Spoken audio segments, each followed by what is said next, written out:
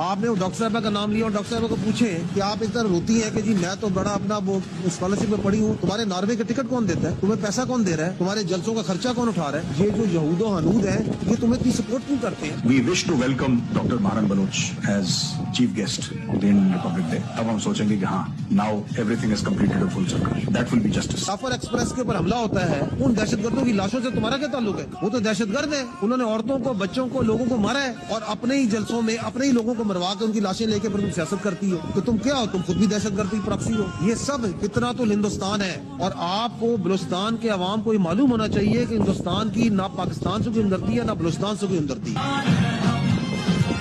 तो हम जब कहते हैं कश्मीर बनेगा पाकिस्तान, कश्मीरी कहते हैं पाकिस्तान बनेगा, कश्मीर ने तो पाकिस्तान बनना ही बनना है।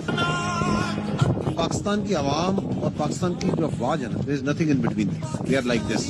ये आवाम की फौज है, फौज आवाम से है और आवाम फौज से है, आवाम और फौज के दरमियान कोई नहीं आ सकता। एंड दैट इज वाई कि ये वो दुनिया की वाहिद फौज है जो कि अपने अवाम के लिए कोविड के लिए भी तैयार हो जाती है लड़ने के लिए, जो कि पोलियो के कतरे डालने के लिए खड़ी हो जाती है, जैसे आप भल सफाई का कहते हैं तो भल सफाई के लिए भी तैयार हो जाती है, जो उसके दहशतगर्दों के खिलाफ भी लड़ रही होती है, उसके साथ साथ हिंदुस्तान के खिलाफ भी लड़ रही होती है। हम आपकी फौज है, पाकिस्तान के अवाम की फौज। ये जो मार्के हक है, इंडिया ने सोचा ना कि वो पाकिस्तान के ऊपर हमला कर देगा, उसके पीछे उसकी कुछ स्ट्रेटेजिक मिसअजम्पशंस थी, स्ट्रेटेजिक मिसकैलकुलेशन थी। उन स्ट्रेटेजिक मिसकैलकुलेशन में से एक कैलकुलेशन जो उसको उनके सियानों ने बताई थी, उसी हमला कर दो।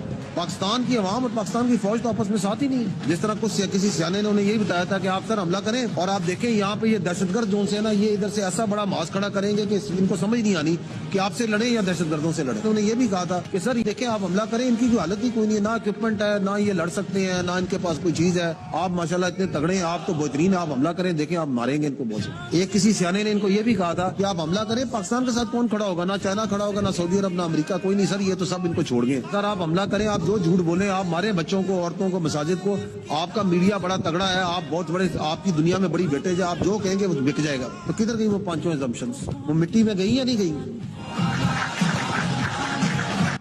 आपने वो डॉक्टर साहबा का नाम लिया और डॉक्टर साहबा को पूछे कि आप इस तरह रोती हैं कि